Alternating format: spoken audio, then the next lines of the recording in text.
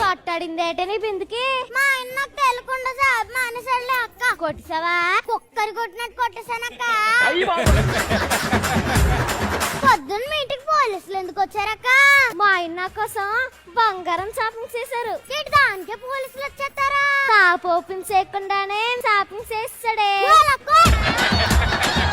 నీకు Elon Musk ఏమో తెలుసా? ఆయన ఎవరక్క?